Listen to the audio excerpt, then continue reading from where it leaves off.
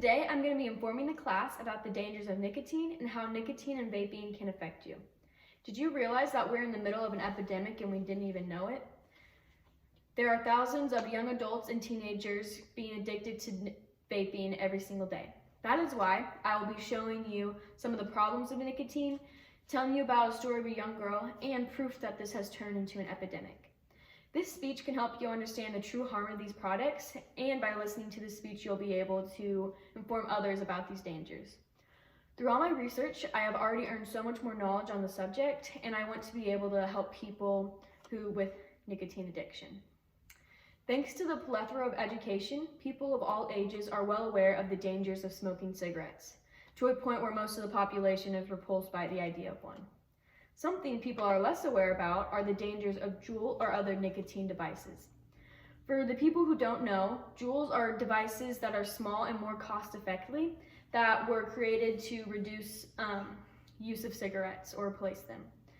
The FDA categorizes these as an ENDS, which is an electronic nicotine delivery system, and it's basically a way to ingest the addictive nicotine, but without the harmful tobacco. On paper, it sounds really simple and more safe, but considering it removes tobacco from the equation.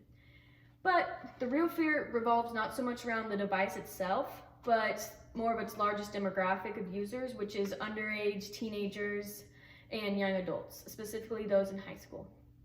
Parents and teachers alike had little to no familiarity with the product, making a notion that taking preventive measures was very difficult.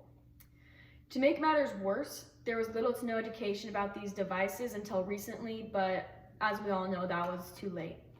So now that I've told you a little bit about nicotine and vaping, I'm going to break down the problems of these devices. Let's first consider the problem and try to understand why people have become so prominent among young users. The popularity of these devices originates from peer pressure and the easy access to these products. It is no coincidence that vaping devices have increased 45% in teenagers, and the use of e-cigarettes has increased 900% over a few years. These companies are making loads of money by feeding people their addiction, so why would they want to stop if they're making that much money? The Minnesota Department of Health concluded that all of these factors and demographics that affect young people and illegal cigarette usage, our social circles, are the most detrimental. It is a vicious cycle, and teens use nicotine because they want to fit in, and businesses don't stop selling them because they want to make money. So now that we have gotten a better understanding of the sheer scale of the issue, I will be informing you about a girl named Samal, a victim of nicotine addiction.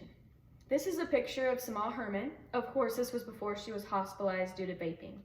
She was 18 at the time of the incident, and just like everybody else, she wanted to fit in and be a normal teenager who vapes, that thinks it's cool. She was vaping for probably about 1 or 2 years, and she started getting symptoms of pneumonia. She really didn't think it was that bad, so she decided that she wouldn't go to the doctor. And a week or two later, she started coughing uncontrollably and could barely breathe, so she was rushed to the hospital, and immediately she was put into a medically induced coma. She couldn't breathe on her own, she was fighting for her life, and doctors didn't know when she was going to wake up. Due to a miracle, Samal woke up from her coma a week later. Even though she was still weak, she knew that she needed to do something to prevent this from happening to other people. So she started a no vaping campaign. She doesn't want this to happen to anybody else, so she realizes that this does need to come to an end. Now that you have seen what vaping can do to a person, I'm going to tell you about the scientific evidence that has been proven.